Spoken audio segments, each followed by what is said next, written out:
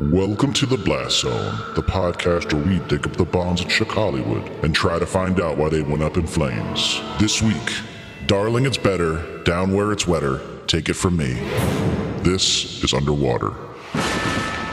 This is a tale of horror and blood. Let's go!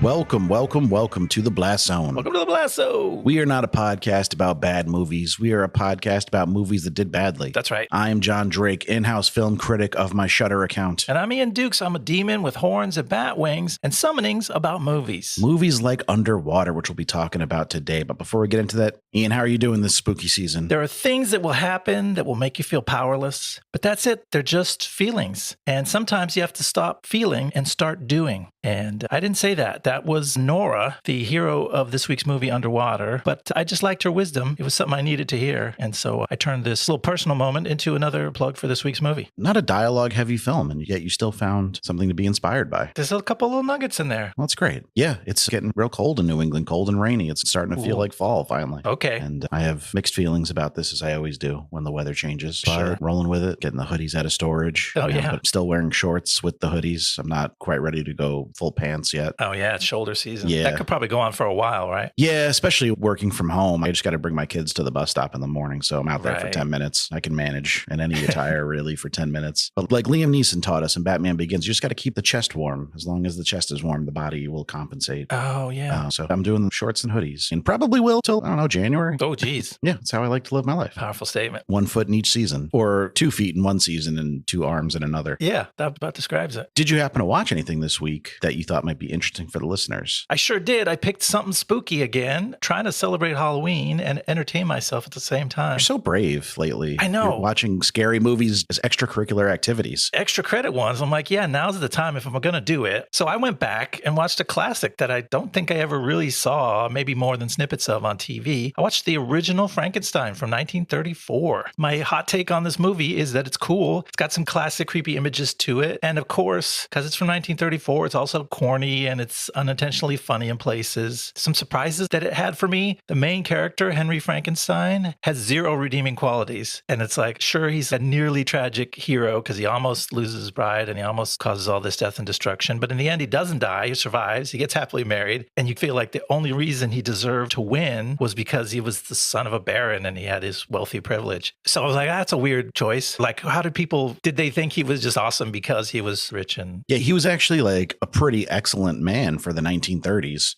by those standards. I think he was just kind of like a really solid dude. And we're just looking at it through that modern lens. I guess so. And more interesting perspective, if you let me dive deeper, the movie also seemed to carry this strange message about treating the intellectually disabled with respect and dignity. And its message was like, don't do that. Because from the first scene, Henry is a total jerk to his assistant Fritz. It's not named Igor or Igor when you see the original. And the movie plays it like Fritz deserves to be treated badly, like he's a dimwit. He has no social status. So he gets to be called a fool and an idiot and slapped around. And then the monster comes alive. Unlike in other versions of Frankenstein or things that derived from Frankenstein, Henry shows no love for the creature, no compassion, no tenderness for this sad, brain-damaged creature. Henry's just like all about himself, how great this makes him that he did this thing. He keeps calling the monster it. He never gives him a name or even calls him he. It's jarring because you assume that that's in the original, that the mad scientist loves his creature, but he doesn't. And then on top of that, they make Fritz the explicit cause of the monster becoming violent. Out of this purely spiteful churlishness, the idiot Fritz taunts the creature with fire and it becomes enraged and goes on its rampage. And the movie's like, you see what stupid people do? They fuck everything up. Yeah, that's pretty wild.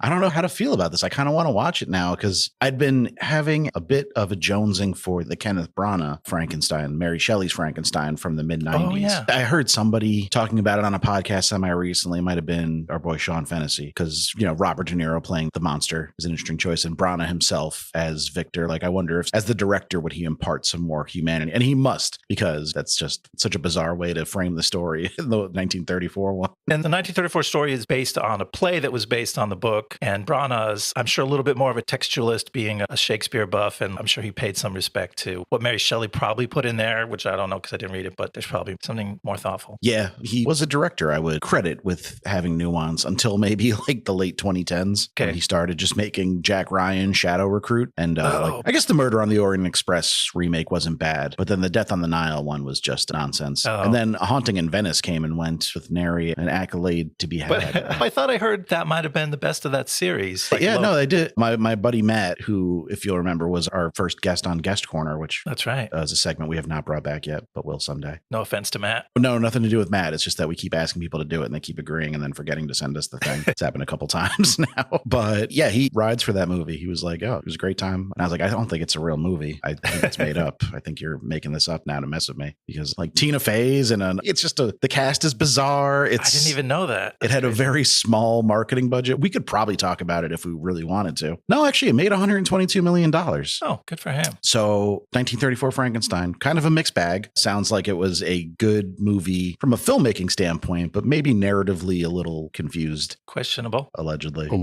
I have a movie that is not spooky. I have watched spooky things, but I can't pass up the opportunity to heap praise on this movie because I took my son to the movies. Nice. He's 7, and we saw The Wild Robot. Cool. Which it was looking for a while like it was going to be a future episode of the podcast. But I don't know, man. I've heard word of mouth is picking up steam. The theater was packed on a Friday at 6 p.m. Cool. And I've heard similar stories from people who've seen it in the last couple of weeks. I think it beat Joker Folie à Deux at the box office this weekend, which is a big deal. Not that that is a huge accomplishment in and of itself. No. And I don't think there's a lot of audience crossover there. But man, like, I don't care if you're like a 35-year-old sad edgelord Joker fan, like, you should still fucking skip that one and go see The Wild Robot instead. Okay. Because what a movie. Just openly weeping in the movie theater. Really? Me and my son just next to each other, just crying. Oh, that's so sweet. Like, not, and it's not, I wouldn't even say it's a super sad movie. It's not going for those Disney kind of tears where it's like the main characters, some tragedy has befallen his family.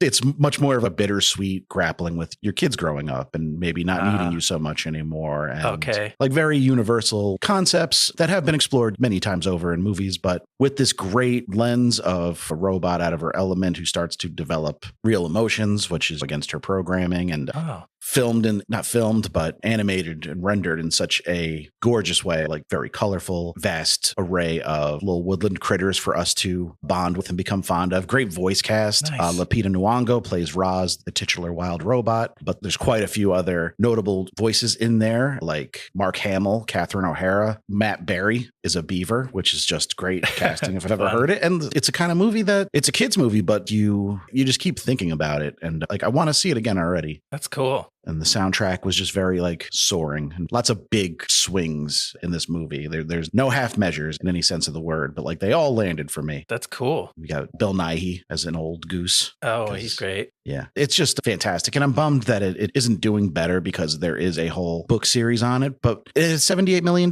budget. It's made about 150 so far. The reason I was concerned is because I was talking to a friend and I said, I'm going to go see The Wild Robot this Friday. And she was like, where? Because I can't find a theater playing it. Oh, wow. And she was right. Like, it was being pulled out of quite a few screens, but without any kind of major releases outside of Venom coming in the next few weeks, I'm hoping maybe they start putting it back in some theaters because it seems to be picking up some steam with audiences. Yeah, that would be neat if it turned out to have some legs and extended its run. And that's the opposite word of mouth story from Joker. It's encouraging to see a movie where people are like, no, you need to go see this instead of you really need to not see this. Yeah. Can we briefly just touch on Joker's drop? Because it is unprecedented. We thought the Marvels had a big drop, which I think was in the 60s or something like that. But Joker 2 had an 80% week to week drop from week 1 to week 2, which is bananas. That is insane. And that's even, maybe I'm just in the wrong circles, but I was starting starting to see some contrarian takes that it's not actually that bad. I've seen it 3 times and I think it's really a beautiful movie and it has a lot to say. Okay. I haven't seen it, but I somehow still know that's not true. But this is a movie that made $1 billion 5 years ago. Yeah. And I didn't understand that either at the time. It felt like just the right time for something like that. Yeah. Because I'm not a hater of the original Joker. I just think it's less than the sum of its parts. You know, if you've seen The King of Comedy and you've seen Taxi Driver, you just watch those again. You don't need to watch the Joker. Joaquin Phoenix gives a great performance, and I'm not sure he's capable of giving a bad one, but that can only get you so far. Yeah. We shouldn't ruminate on it too long because I can almost guarantee we'll be talking about it more in the next few months. We're going to have to come back and give it its full due. Full folia due. Did you say it's full due, knowing that you were going to segue into the...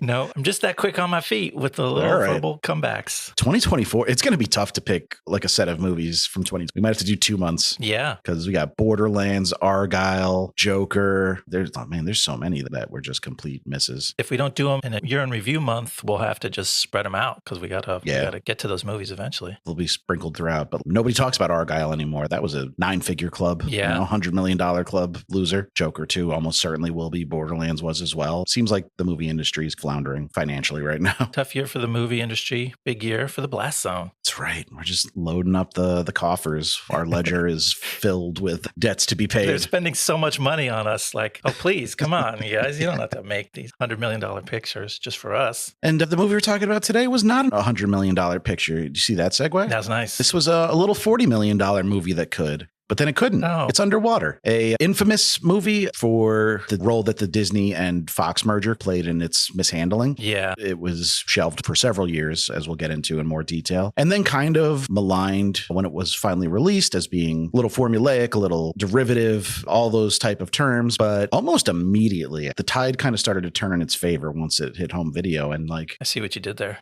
It must have been one of the quickest times I've seen a movie go from just a middling bomb that got mediocre reviews to like a legit cult classic. And like, it's weird to call it a cult classic when it's so relatively new, but it hits all the marks for me. A financial failure, a critical failure originally that now is just been picking up steam year over year and gaining more and more fans. And I think like even the stars are a little surprised and confused by it all. They seem shell-shocked. I watched some of the interviews with them at the time, I guess when it was finally coming out, which was... So they'd already moved on and They'd moved well on, but they were reliving that. And they were just sort of like, this movie sucked to make. It was so hard. It was so physically painful. They weren't expecting much from it. And I think the movie, just because it had one of those long tortured history on the production side, like that was too much for it to bear. If it would have just got a halfway decent shot where it belonged and without a lot of fanfare, I think it could have done fine. Like could have made its money back. I like it. Yeah, spoiler alert. I think we both are firmly in the this is a fun one category. It's not perfect. It's not going to redefine sci-fi horror for you, but it is a perfectly passable 95-minute fun time at the movies. And there's something to be said where if you're going to rip off movies, if you're ripping off some of the best movies ever made and you do a good job of it, like you're probably going to get a halfway decent movie out of it. Yeah, I noticed that a lot of reviewers who had critical things to say were like, this doesn't stack up to Alien. You're like, okay, there's not a lot that does, but like it does its own fun stuff. And I didn't expect to like it. I've expressed my space fear before on this show, and I'd have to say my underwater fear is probably much bigger than my space fear, even seeing as how it's like a more tangible threat. I'm more likely to be trapped underwater than I am to be trapped in space. Certainly you, because you're such a seafarer yourself. Yeah, for those reasons, I was scared to watch this. But I found, to my delight and surprise, that the tone and the feel of the movie is kind of welcoming. Yeah. It's action forward, it's sci-fi forward, and it certainly has its scares and its looming threats. But I liked how the movie didn't bludgeon me with my own fears and claustrophobia. That wasn't what the director was really trying to get out of it, although obviously plenty of the danger of the movie comes from the setting, being trapped on the ocean floor and trying to breathe in these little suits. But for whatever reason, I was like not too bothered by it. And I guess that in itself was something that helped me come away with a positive attitude towards this movie, is like I enjoyed the scares, but I wasn't tortured by them. Yeah, if anything, I think my first time watching this movie, I thought that the lack of scares was a drawback. And I was starting to think this movie's doing some things that I enjoy. It's got good action. It's got a good cast. It's paced really well outside of one sequence that I didn't quite think worked narratively and slowed the movie down. Okay. But I was just not not scared. But the side effect of that is that a couple weeks later, I was like, I kind of want to watch Underwater again. Because I wasn't, like you said, I wasn't traumatized by it. There are certainly better horror movies out there than this if you want to be scared. But a lot of them you don't necessarily want to watch again, or certainly not right away. But this kind of, it has a little bit of lore. It does some rewards for repeated viewings and paying closer attention. A lot like Green Room, it'll work on the surface, pun intended. Right. But it does have something going on that's a little more involved. But it's just an easy movie to sit down and watch and digest and enjoy. And we'll have to talk about it when we get into the particular way the story is told. The movie's on greased skids. Like, it just gets going, doesn't waste time. It respects your time and attention. And that also is part of that formula that leaves you with a good aftertaste. Yes, this movie is a breezy 95 minutes. It feels shorter somehow. And that's not in a bad way. It just does what it needs to do and it doesn't waste any time. Did you want me to talk about the production of the movie and give some background on how this all happened and some more context around some of the cryptic things we said about the Disney and Fox merger? Absolutely. Let's hear how this thing happened.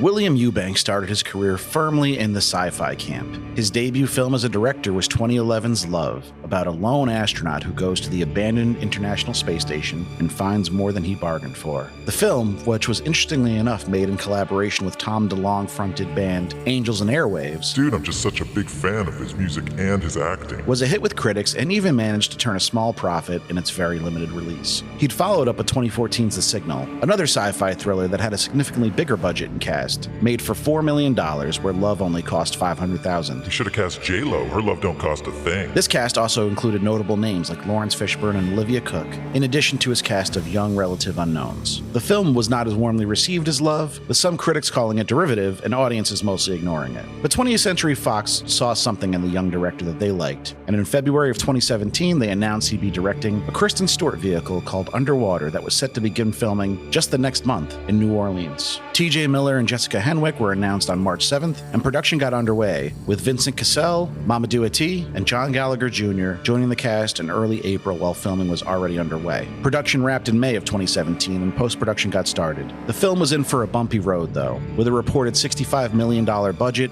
it was unlikely to just be shelved, because a studio wouldn't just scrap an already filmed big-budget movie, right? But Disney's acquisition of Fox put the movie into limbo. It would eventually get a release date of January 10th, 2020, nearly 3 years after filming began, as the last movie to be released by 20th Century Fox before their name would be changed to 20th Century Studios. The movie luckily got into theaters just before COVID shut the industry down for months, but that's about where the good news ends. Critics did not love the movie, as it has a 48% on Rotten Tomatoes, with many calling it derivative, and audience turnout was less than hoped. Despite the only other new release of note being the Tiffany Haddish comedy Like a Boss, Underwater still brought in just over $7 million, coming in at 7th place. Like a subordinate. By its third week, it was being pulled from nearly half its theaters, and would finish its theatrical run with just $40.9 million. The years since have been kind to Underwater, though, as it has gained cult status almost immediately after hitting streaming and has continued picking up fans.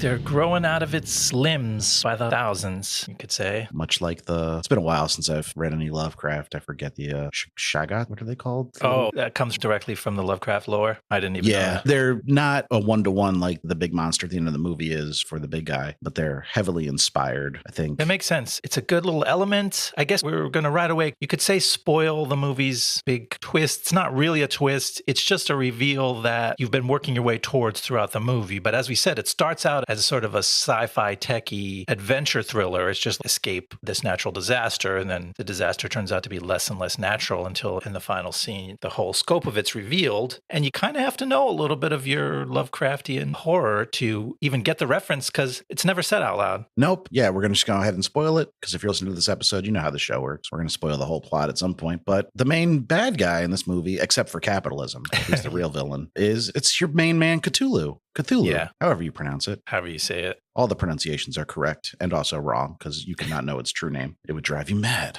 It certainly would. Big old tentacle face fucker. You know him. Yeah. And he's impressively rendered. He pops up in the last minute. And fun fact, the script made no mention of him. It was decided when the movie was already done filming that the big bad would be Cthulhu. That's interesting. I heard you say that before, and I'm wondering, is that maybe a little bit inflated to give it a more interesting origin story? Because how could you not know what you're doing? Or was it just a more generic monster? I think it was just a big monster at some point. Yeah.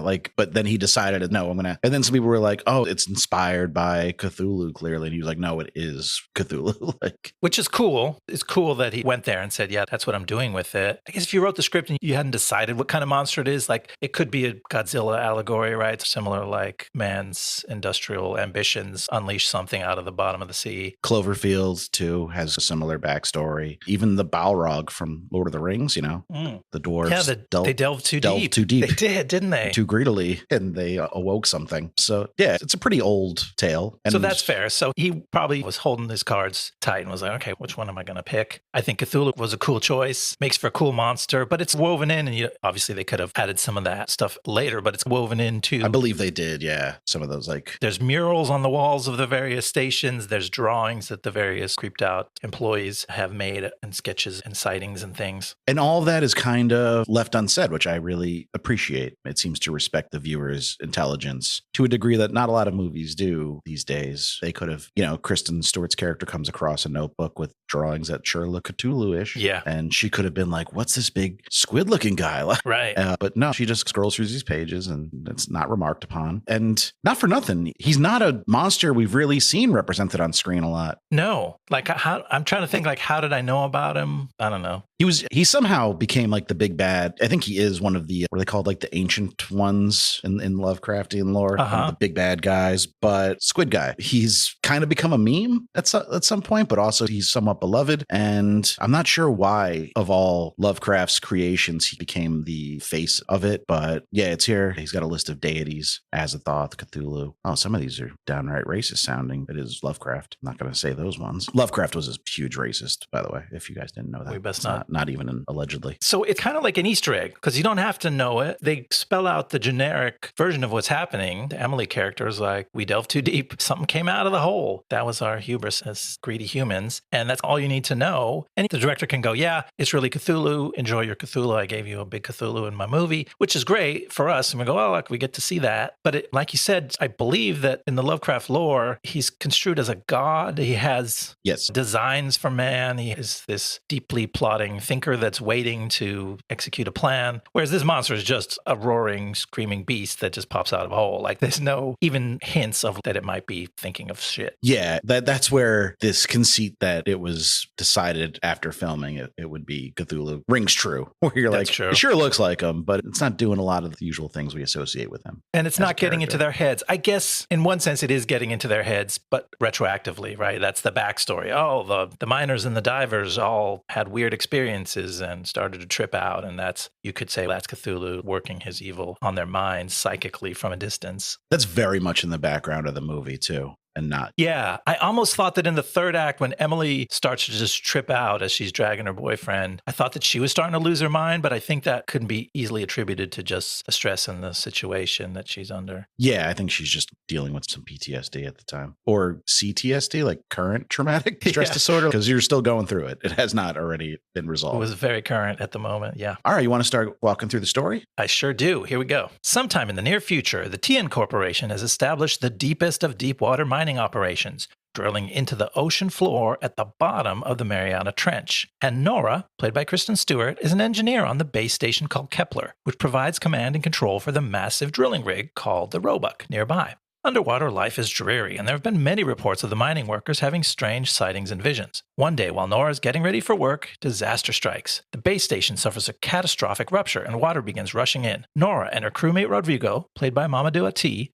flee to a safe area, but Nora is forced to close some pressure doors, sealing off the collapsing sectors of the station, but dooming the people trapped there to their death. Nora and Rodrigo then crawl through the rubble to reach the escape pod bay. Along the way, they rescue a trapped worker named Paul, played by TJ Miller, who joins them. When they reach the bay, all the working pods are gone, but they meet up with the station's captain Lucien, played by Vincent Cassel, along with research assistant Emily, played by Jessica Henwick, and her boyfriend, an engineer named Liam Smith, played by John Gallagher Jr. The group assesses the status of the station and listens to the ominous sounds in the last recording received from the drill site. Nora determines that Kepler's damaged power core will explode in 30 minutes, and they have no obvious way to escape. So Captain Lucien tells them his bold plan. The 6 crewmates will don pressure suits and walk over a mile across the ocean floor from the Kepler station to the drilling platform Roebuck. Pretty good setup for a little sci-fi action right there. And the movie wastes no time dropping you right into the middle of it. We see Kristen Stewart brushing her teeth in her underwear, like she often is in this movie. She might be wearing sweatpants, actually. Can't remember. And then what'd you make of the little critter we see? A little spider guy. I believe that was put in by the director. He said to get us on to Nora's side. Like, she's a gentle, nice person. She doesn't kill the spider. She helps it. My mind went to, what the fuck is a spider doing there? And wouldn't it be a weird one? Like a creepy bottom of the ocean type spider? Yeah, they cast a harmless looking spider, the kind that even I'm not terribly afraid of, the kind of super skinny legged, dusty bedroom under the bed kind of spider. And yeah, she's kind to it. She thinks for a minute, do I flush it down the sink? And she's like, no, poor spider. She saves him. And that's just one of the little devices that this movie uses to get you up to speed really quick on the story and on the main character, because some of the critics of this movie complain that there was no first act. We don't see a day in the life of these people, and we don't know who they are and their relationships and their wants and needs. And it's true, they shortcutted it, but as we said, we liked it. And between saving the spider, which is, I guess, her save the cat moment, and her voiceover where she tells you about her philosophy of life, I'm a cynic, but I've learned this and that. There's some fairly obvious and commonplace mechanics in there to like set up who this is. And then immediately, as we said, she has to make her tough decision, which is a great thing to make your lead character do right away. Do I save the ship? Do I kill these coworkers who are trying to make it through the pressure door? All this happens within, I don't know, 3 to 5 minutes, and we're off and rolling. And I felt like because Kristen Stewart brings a certain gravitas and like vibes with her, I was on board. I didn't need any more. Part of me is like, those same critics would have been complaining about, oh, another 2-hour plus big budget sci-fi movie if they had given us a day in the life on the, like, right. Some people are just predisposed to dislike a movie. And I had no problem with that. I didn't love the voiceover, but thankfully it's gone early on. Like, it's just used in those opening scenes, and it's not like a recurring thing throughout the movie, because I felt like the voiceover and the kind of text crawl we get in the beginning with the newspaper clippings and news footage of the drill site being announced and, oh, an accident at the blah, blah, blah. We're getting a lot of shorthand storytelling techniques all at once. Yeah. And it feels like overstuffed at that point, which is a funny thing to say about a movie that has almost no dialogue for like the first 10 minutes. Yeah, it's full of devices. And we should point out that we called out those same devices in previous Blast Zone episodes. Captive State, Reign of Fire, both had the same kind of thing. Newspaper clippings, little stuff that like, we got to show you the credits, so we might as well tell you the whole backstory and do some exposition at the same time. Yeah. Yeah. But I kind of appreciate that. And when it's done with style, which this was, I'm like, oh, good. I know what I need to know. At least I don't have to hear people tell each other things they already know about. Or you remember how this station was built and what people warned us about and all the sightings we've been hearing about. They don't have to say that stuff because we just picked up on it. Hey, Nora, it's me, Paul, your friend for the last 4 years. I sure hope we don't encounter anything spooky like those miners.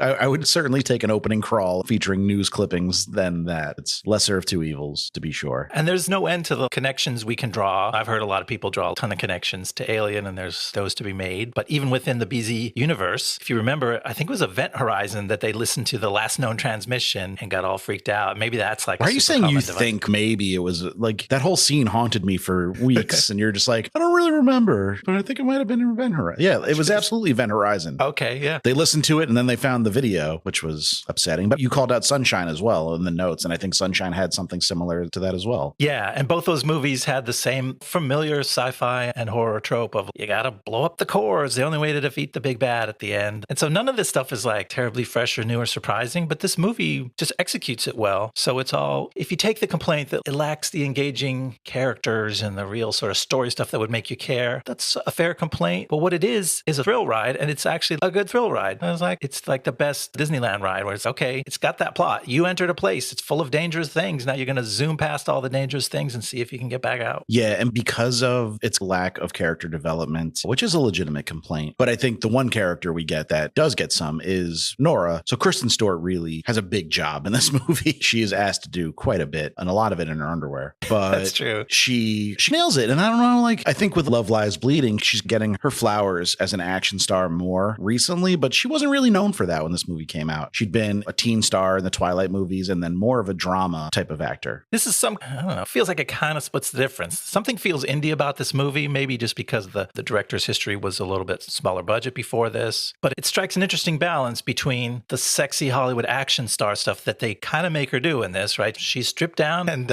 showered with water in quite a few scenes, but it doesn't feel exploitative to me. And maybe it's just because she retains her dignity, or maybe it's because I bring my perception of Kristen Stewart to this. And when I see Kristen Stewart showing a lot of skin on screen, I'm like, oh, that's not for me. That's for the ladies. So like, I don't have to get worked up about it. I get a little worked up about it. You can still get worked up about it. That's understandable. Yeah, there is a sequence towards the end that I felt was maybe a little male gazy, and I think you did as well, if I'm remembering your notes correctly. Yeah. But by and large, the movie doesn't dwell on it. There's no like slow-mo cheesecake shots or anything like that, but it's just she's in her underwear for roughly the entire movie or in a big suit. It's one or the other, which is Alien-esque too. Alien had that, and Sigourney didn't lose any respect for that. Not for that. Let's talk about Captain Lucien, Vincent Cassel. He's another actor that kind of brings some indie cred to this big sci-fi movie because he's been making crazy-ass casting decisions for as long as I've been alive, essentially. He's made some bug shit ass movies. I didn't know what I knew him from, but, I love a good ship's captain with a French accent and some hidden melancholy dark past. And he embodies all that without having to say very much. Yeah. What did you figure out what you knew him from, or? No. What can you tell me? You did watch Eastern Promises, right? Yes, but I don't remember it well. He's in that. I think his most mainstream kind of big performance is probably Ocean's 12. He's the big bad of that movie. Oh, okay. He plays the Night Fox, I believe is his moniker. A master thief he's got beef with the Ocean's crew. And he pops up again in a less prominent role in Ocean's 13. So he's done his share of mainstream stuff like Black Swan, Jason Bourne. But I think the first time I saw him was Irreversible, the infamous Gaspar Noé.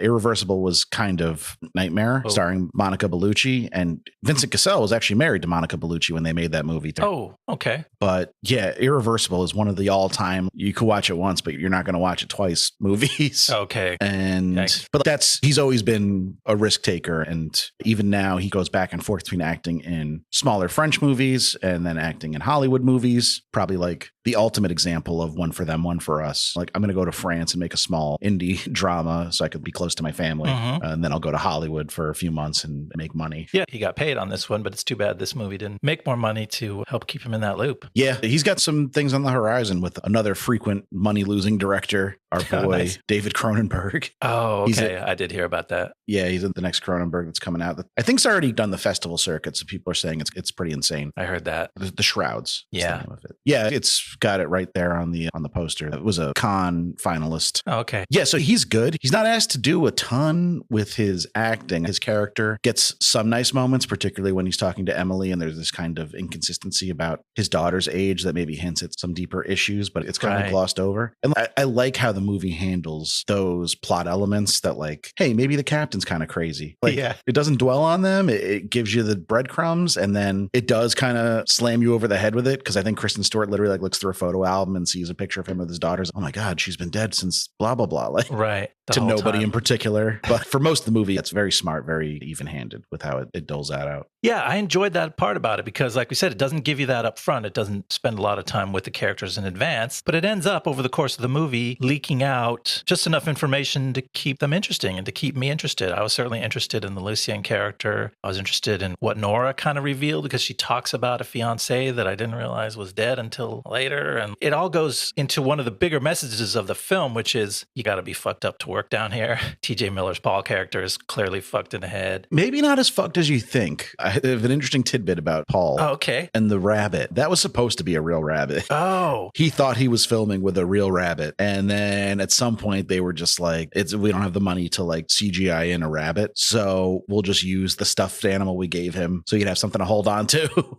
On screen, it's a stuffed animal, and you think he's just a wacky kind of guy who clings to his stuffed animal. It would be different if it had been a real rabbit. I'm trying to picture that. Yeah, that was the original intention, but I think it kind of works better because I have a hard time picturing this character taking care of a live thing and not killing it. Yeah. He's kind of a disaster. I like that choice. I think that helped the movie. Yeah, I agree. So that's one of those like happy accidents that maybe it wasn't the way they were thinking about going with it, but sometimes you put constraints on a filmmaker and the results improve. It's funny when you look back and you go, oh, that explains why they were so tender to this stuffed animal. Like, you can accept that he would be, but everyone else accepts Lil Paul as like something that needs protecting and to be cradled gingerly when it's this little stuffed rabbit. Yeah, when he's in danger, he's like, take the bunny, take the rabbit. They're all like grabbing the rabbit. Of course we'll take your stuffed animal, you idiot. But yeah, it makes it like a little offbeat, a little quirky that he's got this stuffed animal that he cares so much about. Whereas a real rabbit, I would have been stressed out. Like, I hope they take care of that real rabbit. Which is a good thriller tension element, which they sacrifice for this weirdness element. But I like it because the Paul character has this other quirk that I tried to work in that I just don't think worked at all, which is that he's for some reason really into quoting Alice in Wonderland. And I'm like, that shit's lost on me. Kind of, too. Like, they're not even really Alice in Wonderland quotes. They're just paraphrased. Yeah. And then somehow he actually quotes a George Harrison lyric, but he thinks he's quoting Alice in Wonderland. Oh, okay. And then I saw later when he's walking through the tunnel, he has "We're all mad here" written on the back of his pressure suit. But like, and you remember back and like, they didn't put on personalized pressure suits. They scrounged up some shit and threw it on in a hurry. So was there like a part that they didn't show where he spent 10 minutes with a Sharpie graffitiing up the back of his own suit before they escaped the ship? Yeah, it didn't seem like they had a lot of downtime when they're moving from place to place. Didn't feel like that. I do wonder about that. And as the movie progresses and they go from station to station and things get weirder, it does have that going down the rabbit hole vibe that would apply to Alice in Wonderland, but like, it's tenuous. Yeah, only in the most generic way. Because it's not like they're meeting people. Like, to me, when I think of Alice's story, it's about being thrown into a world where people act differently, where people tell you that things don't work the way you think they work. And that's not what this is about. Yeah. This is just it's a fish out of water story, essentially. And they're very much in water here. Not only literally, but also this is where they work. Yeah, it's their what's home. up with that? But speaking of the water looks good, right? This movie lives and dies on whether you believe that they're really underwater, whether the effects, the suits, the imploding hallways, whether all that stuff is cool and really well done, I thought. Yeah, I can't think of a single moment in this movie where the special effects failed me to the degree where I even gave it a thought. I believe they were underwater when they're walking along the Mariana Trench. I believed they were in this highly pressurized research station that was falling apart. Everything was just maybe not flashy special effects in the sense that you can point to a shot and be like, that shot was incredible, but everything was just solidly well done. Really good choices, again, for a director who was taking a step up in terms of budget. I think he really used it well. He made some stylistic choices in some of the big explosions and violent moments of the movie. There's a little bit of a freeze frame or super slow-mo effect. That's just a pure stylistic choice, but I thought that worked really well. It was part of the style and the flavor of the effects, and I was sold. And I'm somebody who treats techie sci-fi thrillers with a lot of skepticism and a demand for logic. And here our main character is a mechanical engineer who's charged with hacking a bunch of screens and making doors close that don't want to close and making things open that don't want to open by like popping consoles off and pushing buttons. And it worked for me. I didn't stop to question those at all. I'm sorry. I have to give an aside because you just reminded me of something. I had a truly insane experience today. I was on the phone with my car insurance company. I was talking to a robot. It was not like a robot pretending to be a person. Okay. It was very clearly a robot. Please tell me why you're calling. And after everything I would say, it would play me little clicky clacky typing noises. I've heard that. It was fucking weird. Why are you doing that? Why is this a thing now? I'm sorry. I cannot abide this. No, I don't like it. I'm not a fan. I think that's totally artificial. Like, it wouldn't have to do that. It definitely would not have to do that. Yeah. Whoever was programming this thing was like, let's make them like little typing noises. But it's a little bit like glubs, right? It's like a little... No, the ones here were not glubby. Oh. They were very much like a mechanical keyboard typing. Oh, pure keyboard. Okay, so that's a new choice. I haven't heard that. I've heard the ones that are like halfway between a click and a boop, but they're quiet and subtle, which... What are you, Michael Winslow? Yeah, Michael Winslow's on the other end. And something reassures you that, it's like, it's the way to say I'm thinking. But if they're faking you out that there's a keyboard when there's clearly not a person typing on a keyboard, that does seem like a betrayal. It does. And if the robot really was typing, then I have other concerns. No matter what the explanation is here, I'm not going to be happy with it. No, it's a mismatch. This is right, because Nora has to type quickly in a lot of scenes in this movie. She does. Make it seem like action. Yeah, she's hacking servers. She's very capable, but I went with her. She looks capable. She sold it. And I'm like, I want to see this hero survive this crazy catastrophe. Well, do you want to see if she does in Act 2? Yeah, please tell us what happens next. The 6 shipmates don their high-tech diving suits and set out on their quest. But as soon as they enter the high-pressure water, Rodrigo's faulty helmet cracks, and his suit implodes, killing him instantly. Shaken, the remaining 5 continue on an elevator car down towards the ocean floor. But the captain hears a distress signal, so Paul and Smith are sent to investigate a trapped escape pod. Inside, they find a dead coworker and a grotesque little tentacle creature feeding on the body. Emily thinks it might be a new species. Then something outside begins pounding on the elevator, but before they have time to react, the Kepler's core explodes in the distance above them, sending their elevator car tumbling the rest of the way to the seafloor. They emerge and immediately have to run and dodge the Kepler's falling debris as they scramble to reach the tunnel that leads to the midway station. They get inside just in time to save Smith, who is gasping for breath as his suit's oxygen scrubber was damaged in the fall. From there, they get on a cart and ride halfway down the tunnel to the dig site until it becomes too flooded and they have to continue on foot. Soon, they're forced to swim through a collapsed section one at a time. Paul goes last, but something catches up to him from behind and tears him in half. The rest of the crew make it to the station where they reflect on what might have killed Paul and what could have done the widespread damage they've seen. Then they put on their helmets and begin walking the final stretch to the Roebuck. Smith's scrubber is still damaged, but he hobbles onward, taking short breaths to preserve oxygen. Suddenly, they catch a terrifying glimpse of a humanoid creature lurking in the waters around them. The creature attacks and carries off Smith. Then, after Captain Lucian retrieves Smith's unconscious body, the creature attacks the captain and drags him rapidly towards the surface,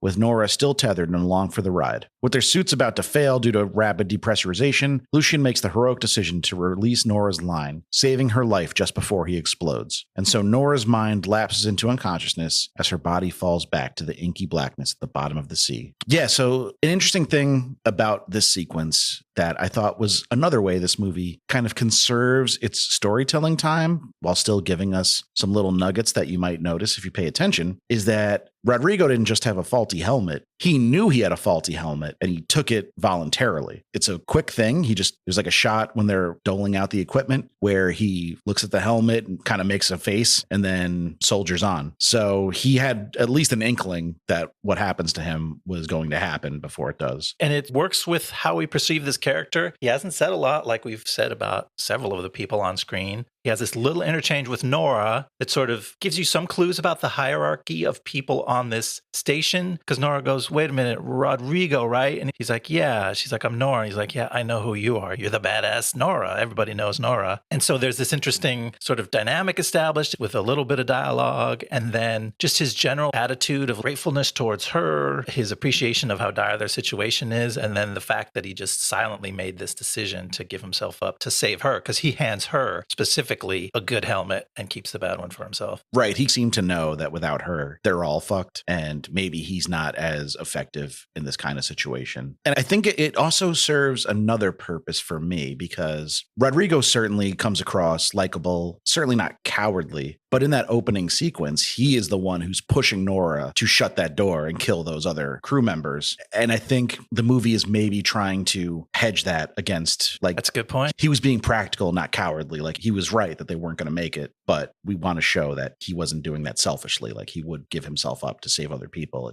There wouldn't have been a chance in that scenario. Yeah, that's a good way to take it. And also, maybe he still also felt some guilt. So he's like, oh, I sacrificed some other people to save me. Now it's my turn to throw myself in the barrel. So the section of the movie that I thought was kind of dumb is that in the middle of this, they go to answer a distress call. Yeah. I have an issue with this storytelling device, which is if you're going to knock the movie for being derivative, this is one of the times where I think you have a real argument. The distress call that leads to more problems is such a tried and true sci-fi thing that I really think we could have done without it here. And I'm not saying cut it because the movie's 95 minutes. How short do you want it? But do something else with that time. Just give me some other explanation for them to go here. Their situation is so dire. How are you going to help anybody? It was kind of a tortured explanation. It was, like you said, you're like, oh, they're falling into a full-on alien trap here. Because that same scene that starts with a distress call that like maybe they shouldn't respond to ends with a little toothy baby creature on a lighted table. Like you can almost shot for shot with parts of Alien and that. Okay, you didn't even have to go that. Like I get that you want to ramp up the creatures that you're showing. So it's great to show a little one first and go, are there bigger ones? And then you meet bigger ones and then they get bigger and bigger. So like I get how that works in the sequence of the reveal of what the evil is in this movie. But I am with you that it feels a little labored and manufactured. That being said, I did like the little creature. I thought they came up with a pretty effectively creepy and gross design that I think they lose something of when they get to the more humanoid creatures. So if I'm tracking this correctly, I think there's about 4 stages of creatures in the movie. There's the little guy that we're talking about in this section. When you say the little guy, you're the one who puts on the straw hat and sings Hello, My Baby? Yes. Yeah, that guy in the diner. Hello, my baby. Hello, my honey. Hello, my ragtime gal. Yeah, you got the little guy on the table. You've got the roughly human-sized ones, which we can surmise are the ones that rip Paul in half. They're also the ones that string Lucian up and are racing to the surface with him. And then in the spoiler alert, in the third act, there's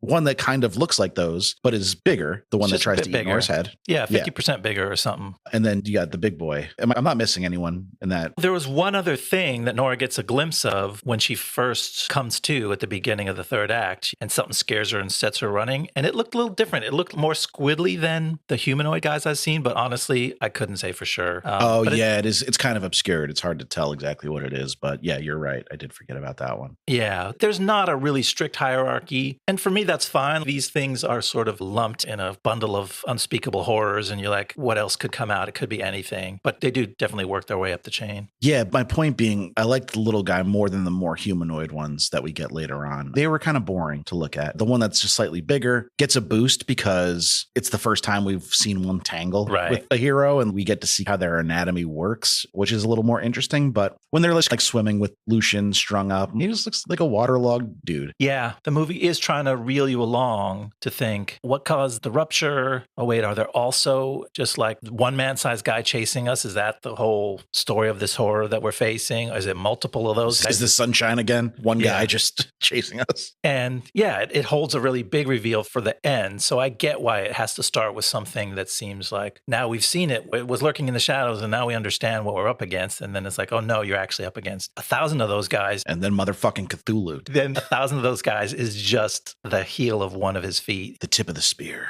as it were. Yeah, so that's just my thoughts on him. I think the creature design for those main guys was just a little uninspired, and I would have liked to see something that felt a little more alien. Yeah. I know what you mean. But it could have been, like you said, a storytelling choice that maybe there's still some plausible-ish explanation for this. Like these were once men. It wasn't the most fun part. They were like creatures that you felt like you might have seen before, whereas the other ones were less like that. Totally. So yeah, you called out. I hate these scenes in a good way of them just walking along the bottom of the ocean because that shit stresses me out. It's so stressful. I mean, I'm definitely putting my hand over my face in parts of those because it's like, it's just classic haunted house or horror movie stuff. You can't see much. They've got little flashlights.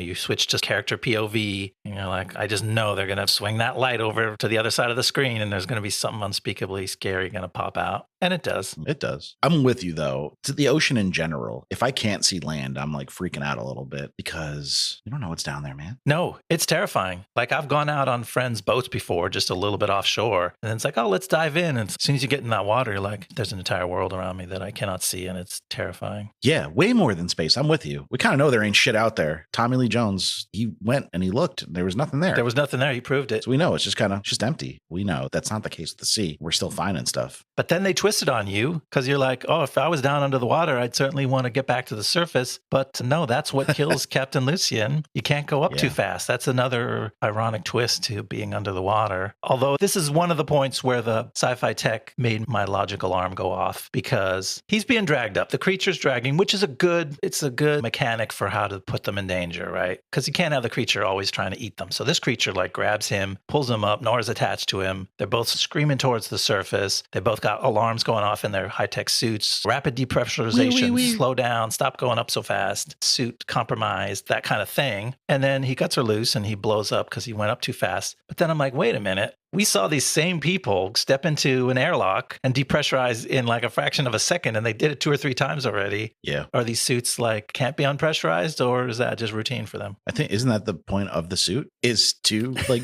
yeah. So yeah, I don't know. I'm not a seafaring gentleman like you, so no. A lot of the mysteries of the sea are lost on me. Yeah. But it was a cool. I'm on board with the sequence as a whole. Like you said, I think it's a cool way to put the characters in danger, and not just put them in danger, but kill one of them. And there's a lot of self-sacrifice in this movie, which is that's a very workable gimmick for a sci-fi horror thriller. Don't just make them all get torn apart by the creature. Make them have to make tough decisions to save each other. And I do like that. Spoiler alert, Lucian's crazy, but like he's not crazy in a evil sense. Like his mind's just broken from grief. And he's either lying to himself or legitimately thinks his daughter, who's been dead for quite a while, is still alive, so on and so on. There's a lot of hints that he knows more about the situation and what's causing it than he lets on. But he doesn't get like that kind of evil crazy like the guy from Sunshine does or the guys from Event Horizon do. Yeah, he's carrying maybe this guilt, which we find out in the third act. He worked on the old abandoned drill, the Shepherd. The Shepherd, yeah. And that's where Nora finds evidence about his daughter and finds evidence that he is already tracking these sightings and maybe has even seen some of the creepy stuff himself. So it's like he knows better, but his world up above the water is ruined for him. So he's like just a fucked up, hopeless man doing his best for the people around him as captain. But he probably feels guilty because like he kept it up. The lesson about capitalism ignores all the dangers and continues to throw people into the meat grinder is a strong one. And he's become a willing part of that machine. Yeah. But I think a lesser movie would have made him like an active participant in sabotaging them and unleashing this monster. And it's just like, no, it's much more benign than that. He's just a capitalist. Yeah. And he's just very sad and like, fuck it, whatever. It's good. You end up being able to like him in the end. Yeah, he's a flawed character, but not irredeemable. Totally. All right, you want to walk us through the third act? All right, here we go. When Nora comes to on the ocean floor, she's alone. She gets up and she runs from the side of a strange tentacle creature until she encounters the Shepherd drill, an old abandoned expeditionary unit. So Nora enters the Shepherd and casts off her pressure suit, which was damaged in the fall. Scavenging the old station, Nora equips herself with an older model pressure suit and a flare gun, and she goes back out into the water. She soon finds Emily, who has been slowly dragging her unconscious boyfriend Smith towards the Roebuck drill. Together, they make their way towards the drill, but when they finally get there, the entrance is blocked by a hive of hundreds of the slimy humanoid creatures dangling upside down in hibernation in front of the door. They try to creep past, but one of them awakes and attacks Nora. The creature tries to swallow her whole, but she blasts her way out of it with the flare gun. Then Nora confronts the source of all the man-sized creeps. They're merely dangling from a single one of the limbs of an enormous, towering, tentacled behemoth. Emily drags Nora and Smith away from the monster's wrath and into the temporary shelter of the Roebuck drilling station. Inside, the three of them make their way to the last remaining escape pods. Seeing the situation, Nora makes the heroic decision to force Smith and Emily to take the only two working pods, sacrificing herself by staying behind. Then, in a final act to save her friends, Nora triggers a meltdown of the Roebuck's core. The resulting massive explosion takes out the monstrous Leviathan and allows the pods to escape to the surface. But the question remains, will the TN Corporation learn a lesson from this terrifying catastrophe? And the answer is no. No, they won't. Yeah, my big issue with this section is that I don't think you can just kill Cthulhu like that, you know? Yeah. Well, I guess we don't really see him die necessarily. He's consumed by the explosion, but he could totally have survived that. Maybe he needs to sleep it off for another 10 years. Years. Yeah, so you wanted to talk about Emily in this section, and I think that is a good choice to save her character for this final act because, first of all, there's not that many characters in this movie. We could talk about them all in depth and still not go over time. But she doesn't really have much going on up until this third act where she actually starts to develop more of a character. She's kind of basic. She fills this role as she's the research assistant and the girlfriend to Smith. So she plays two roles, but they're kind of obvious. She doesn't have a lot of depth to her. She's just there to be the most scared, the most unsure, the most unready to take on the hard technical challenges. And that works. And then suddenly in the third act, you're like, whoa, Emily just flipped the script and turned into an action hero. She's saving both Nora and Smith. She's bashing the broken helmet off Nora so she can breathe just in time. And it's like, oh, she had a whole hero's journey. It just took till the end for her to kick off. Yeah. I think that her character like gets a real arc. And I'm glad because I think Henwick's a really winning actor. And I had some misgivings earlier in this movie that she was being wasted and or misused. And I know what you mean. It doesn't ultimately come to that where she's actually goes on a bit of a journey and has to find her courage, much like the Cowardly Lion. And not only that, but she's dating one of my boys, one of my mainest mans, John Gallagher Jr. Yeah. Love that guy, Smith. He's good. And possibly you could say he's underused because he's like half unconscious in most of this movie. And he plays like the guy who's like trying to be brave, even though he's mostly unconscious from lack of oxygen. It's cute. It's cool. And he's still charming, but yeah, he has the least stuff to actually say and do. It's interesting. His character's a bit of a combination, I think, of he's got some of Nora's like very capable, but also he's right there with Paul being a weirdo and joking around half the times. But it almost feels like he doesn't get his own character. He's just a mishmash of those two characters put together. That's true. But yeah, he's just always, I think he's underutilized in Hollywood, not necessarily just in this movie. I think he's a value add to any supporting role in a movie. 10 Cloverfield Lane is one of the big ones he was in, and he's great in that. And I knew him like so many. We're going to start doing a newsroom crossover of the week, but that's where I first saw him was in the newsroom. Wow. Another newsroom. And, yeah, he's one of the leads of the newsroom. He's not like a background guy. He's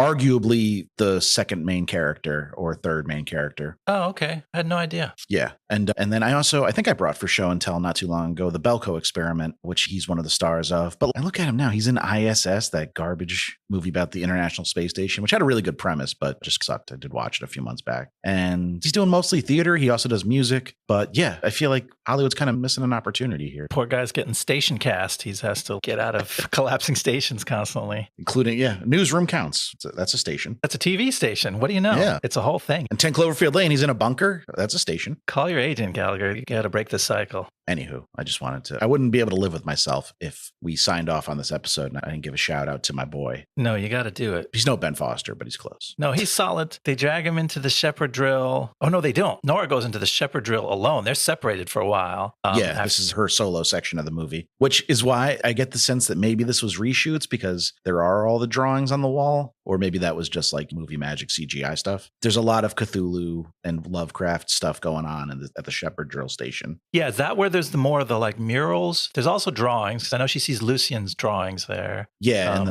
I think there's some murals, and then there's like the lockers have a lot of drawings in them. We already talked about Lucien's backstory, but this is where it comes to light. Right. There was that one kind of miscommunication about his daughter's age earlier in the movie, but like I said, they don't dwell on it, which was a good decision. Yeah. And this stop at the shepherd drill is very practical in terms of filmmaking terms. Like, we get a lot done. Okay, let's let them know what happened to Lucien. And then let's do this full-on Hollywood wind-up to an action movie ending where it's like, first we got to get the lead actress to strip down again and just like take a shower for some reason. I don't know why.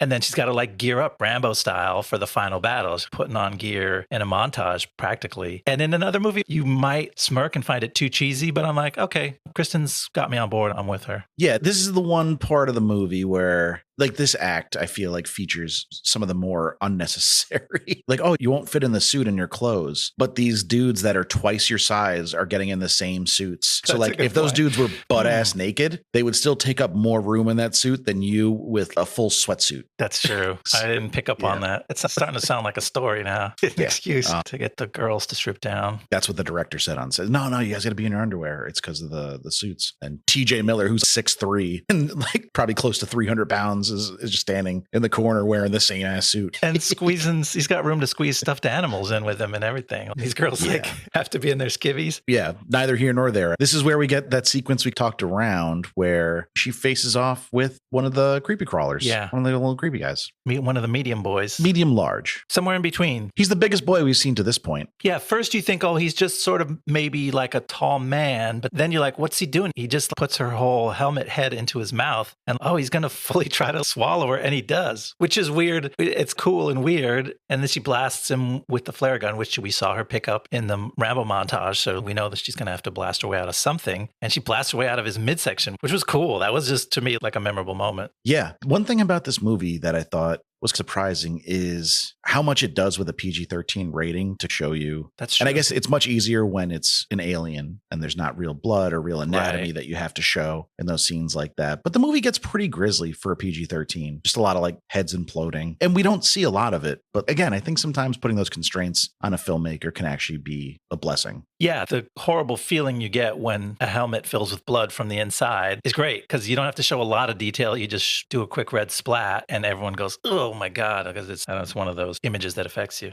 Yeah, Ad Astra did it a couple times too, didn't it? Yeah. Get some helmets filled with blood. Somebody blew up. I don't think that really happens, but... No, apparently it's not like that, but it's so ingrained in our culture now that if you tried to show what actually happens, people would be incredulous. They'd be like, no, why didn't he explode? That's how it's supposed to happen. Fake. This movie sucks. But cool little fight scene with her facing off with one of these creepies, and it's a good payoff. It's the first time we've seen one of them get like bested. Yeah, she bests one, and then the movie goes, but wait, she just woke up the other 300 that are surrounding her. And then it's one of those scary movie moments. All of a sudden, they all close their eyes and they go dormant again. You're like, oh, what's happened? Is she saved? And then they lift off, and it's like the leg of the biggest monster you've ever seen. It was fun. Yeah. It was a good reveal. Yeah. Were you able to fully perceive him? Yeah, I was driven insane right away, and I enjoyed the rest of the movie more for that reason. Ian actually looks like the Nazi from the end of Raiders of the Lost Ark right now. His skin's all melted. My jaw is sitting on my chest somewhere. It's a miracle he's able to podcast, to be honest. But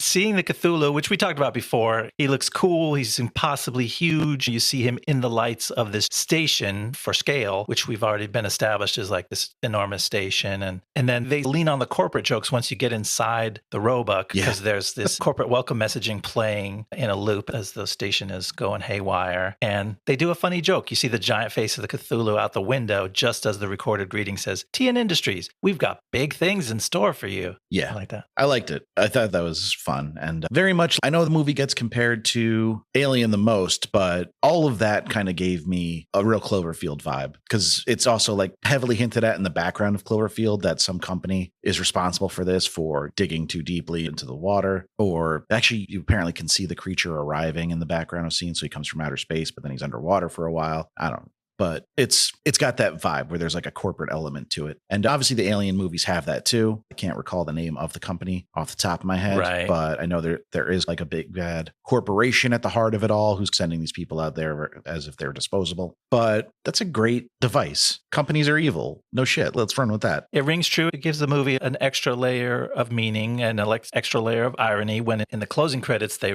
wrap back around and do some more newspaper clippings. And it's like, new project underway. I guess I should have expected that. Who's surprised? And then we've got 3 movies in a row now that are tied thematically together. We were in space for the last 2 weeks. Oh, no, we were in space for 2 weeks of the last 3. Okay. We get a little Spaceballs situation at the end here. Very much. I was waiting for a bear to come in and fight them for one of the escape pods. It's like it's the same layout. It shows you just how much of a sci-fi trope that is. Like a circular room with pod doors. And for some reason, they design pods where one person fits in them. It's like, dang, if you're going to make a pod, squeeze a couple more people in there. You could put people on both sides instead of having one seat in the middle. It's a lot of effort to get a pod launched. And it's like, you only saved one guy. Like, how many pods are you going to have to equip the place with? Make a lifeboat that fits 25 people and launch that. And that room had like 7 pods and a bunch of them were damaged. But like, how many people work at the site? Hundreds of people. If everything goes to you're going to save 7 people? It doesn't quite make sense, but it makes for a great dramatic device where once again, there's 2 working pods and 3 people left. And I enjoyed it when Nora has to punch Emily in the face to get her to take the last pod. Yeah, there's just no time for the tearful goodbye and convincing her to go on. And she's like, I'm so sorry. And she straps her in. And it's a cute moment. Yeah, and I think those newspaper clippings indicate that they did make it to the surface and they were okay. Yeah, they were okay, but maybe not mentally, but no, their testimony was classified, so no one ever knew what happened down there. And speaking about sci-fi cliches, it's too easy to melt down the core of space stations, research facilities, spaceships, all those things. Who's the engineer who builds like an easily meltdownable core into everything? There's always just a switch, a lever, and moments later, the whole thing is blown to kingdom come. Yeah, it doesn't seem practical. It seems like a thing you probably wouldn't want to happen. So why would you even put it in there in the first place? You'd engineer that out, yeah. And as prevalent as like data leaks and hacks are, like what's stopping some kid at his family PC from stumbling upon that code one day and just melting a core because it's like the ultimate or he just wanted to see what that slider does. Like, what happens when I push this red all the way to the top? At least we saw it recently in Spaceballs had a big lever that clearly was labeled do not pull or whatever. But I think that was the ludicrous speed lever. They also had the self-destruct button. Because remember, he gets shot in the dick and falls backwards into the self-destruct button. But I think Spaceballs was doing that in mockery of all the other times somebody's pressed the easily pressable button to kill thousands of people. But that was back in 87. So yeah. We're still doing this shit? We're still doing it. It was in the island. I remember the one in the island really was like a big red lever that Ewan McGregor had to go and yank on. And it's like, why did you put a big red lever that just fucks up the main reactor? Michael Bay is not a man of subtlety. He's not questioning that stuff. But it was nice. Then there's a meltdown. And again, there's that sort of slow-mo. There's maybe some like reverse water falling that somehow hints at the nuclear explosion that's consuming Nora. Yeah. But she opens her eyes. And I personally think she survives. Oh, yeah? You think she's blasted into another dimension? I think she's good. No, she's tough. Oh, okay. We learned she floats up to the top. with no suit and just she's okay. Well, that's a hopeful. I mean, she is like smiling as the blast consumes her. Like she's at least her soul has been saved. Like she's attained some state of inner peace. It's a kind of one of the few nice positive things that you can take away from the movie. Like it's tragic that the hero dies, but they let you feel like she was at peace with it. Yeah. No, I think it did not feel super tragic. It's unsaid, but you get the sense that she was never really at home on the surface. Like she really seems to have made a life and an identity for herself at the bottom of the ocean that she was happy with. And if that's not going to be something she can sustain, then might as well save some other people while I can. She saved a happy couple. She had already lost the person she loved, just like the captain. They were both tragic and doomed to never be happy. And so she saved a happy couple who lived. It was pretty positive. Well, that's Underwater. Do you want to hear where some of these people have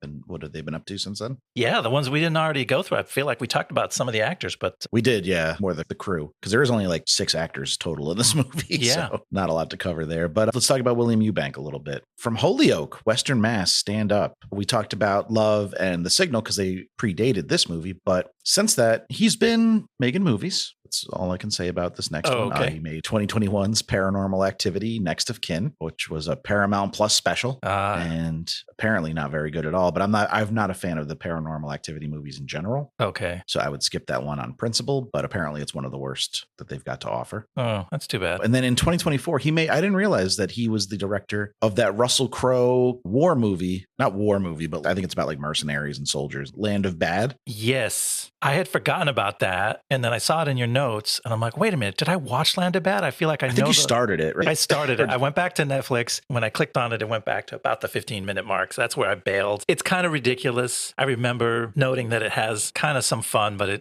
some cheesy characterizations for both Russell Crowe and Liam Hemsworth. Yeah, I think this is firmly in the Russell Crowe doesn't give a fuck stage of his career where he's just going for it in every role like a maniac. And there's some merit to that. I'm enjoying the stage of Russell Crowe's career. What was that movie he had where he was like the road rage incident and he just goes on like a killing spree?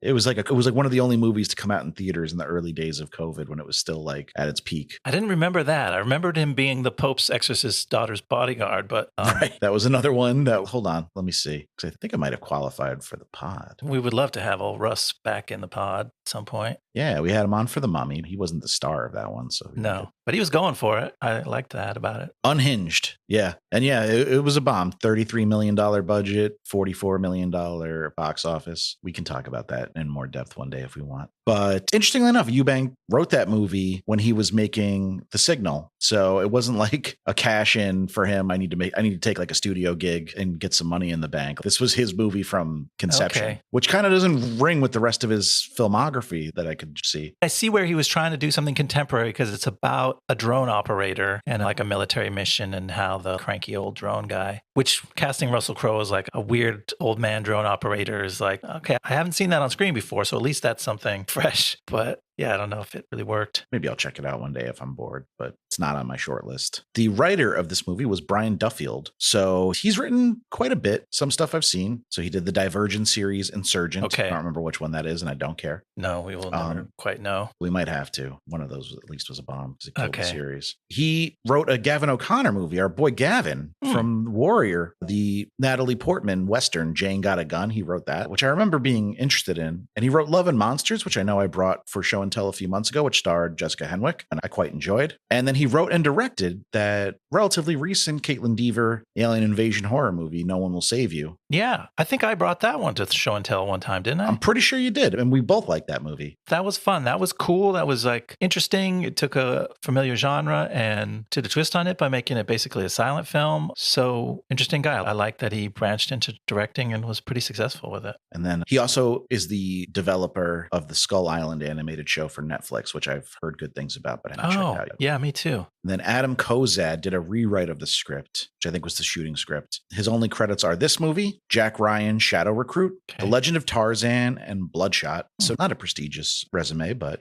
he's getting work. Yeah. And then he was hired to write the Suicide Squad sequel that was going to be a sequel to the Jared Leto, Will Smith one. Oh, okay. So before James Gunn turned it into Suicide Island or whatever that was called.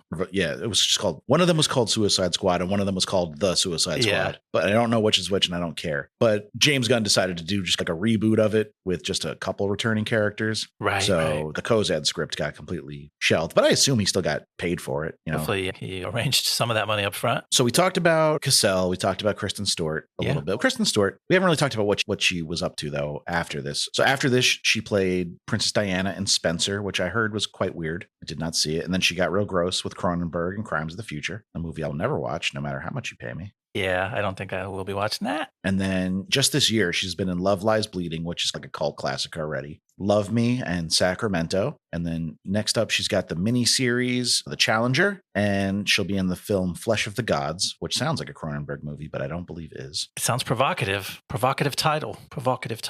Gets the people going. Henwick, we just mentioned, she was already collabing with Duffield again on Love and Monsters. Okay. But she's also done stuff like Matrix Resurrections. Oh. Yeah, she was in there. I know. I didn't finish that one, but we'll have to talk about it at some point. Yeah. The Gray Man, which I actually just watched last night with my wife because she'd never seen it. Oh. And Glass Onion, the Knives Out sequel. Oh, yeah. And then this year, also, she was in Cuckoo, which I was very excited to see. I didn't get to catch it in theaters, but good news, it lost money. So we can talk about it next Blastober, maybe. Is that a weird horror movie set in the Alps? Yes, with the Hunter Schafer and Dan Stevens. Okay. Jessica Henwick. It's got a great cast. I've heard it talked about, and it sounded obscene and super weird. Now I'm definitely making you watch it next year. And then she's filming a movie called Huntington now. I know she directed a short movie, and I don't have the name handy, that won some awards. The Bus Rider? I don't know. Who cares? Sure. I care. I like Jessica Henwick. I want her to be successful. TJ Miller has not done much since this movie came out because he is disgraced and mostly removed from Hollywood. Some of his actions are certainly his fault. Some of them might have been due to a traumatic brain injury he had, or he had to have brain surgery, remove a big chunk of his melon. But regardless of the cause of his outbursts and things, but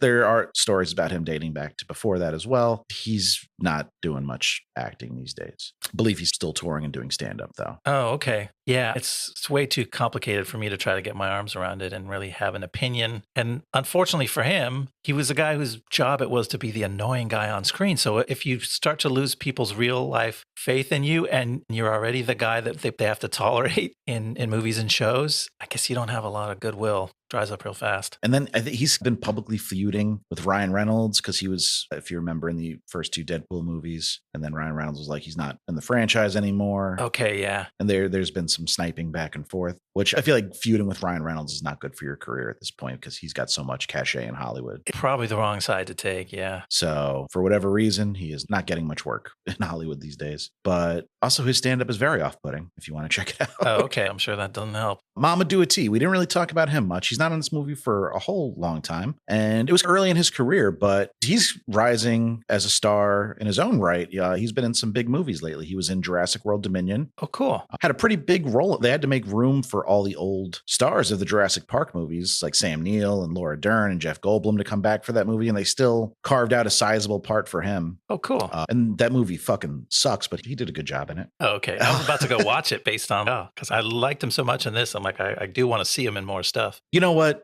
Watch Jurassic World Dominion. I'm very curious what you would think about it. I like it more than Fallen Kingdom, if that's worth anything. Okay. And then he was in Elemental, Kinds of Kindness, which you just watched. Oh, right. I was just looking that up. I was like, I didn't clock him in that. And now I see that he played morgue nurse. And so I remember where he shows up. Oh, he plays two roles because it's that kind of movie. But I was going to say, I feel like he's above morgue nurse roles now. It's a weird movie that way. It's like a weird ensemble theater group movie. As you said there's like explained it before. Yeah, that there are some big actors that kind of pop up in random spots. But he did a voice in The Boy and the Heron, which that's a good. I still need to see that, but that's a good gig to land. That's super cool. And that's underwater. Now we can finally come up for air. And as far as next week goes, I'm not telling you people shit. It's going to be something scary. That's all I'm saying. Okay. It's going to sneak up on us again. Yeah. Probably pop out of a closet with a knife if we're not careful. Actually, yeah, it is going to do that. I'm pretty sure. I haven't seen that movie in a while, but something like that happens. Thank you guys so much for listening. You can rate, review, subscribe to the pod on Apple Podcasts, Spotify. Please do if you listen on those platforms. It helps new listeners find the show. We really appreciate it. Yeah, for sure. Email us, blastzonepod@gmail.com with feedback, suggestions, questions. Just want to chat movies. Hit us up. You can follow us on Twitter and Instagram @BlastZonePod. And we'll see you next time in the Blast Zone. See you next time in the Blast Zone. The Blast Zone.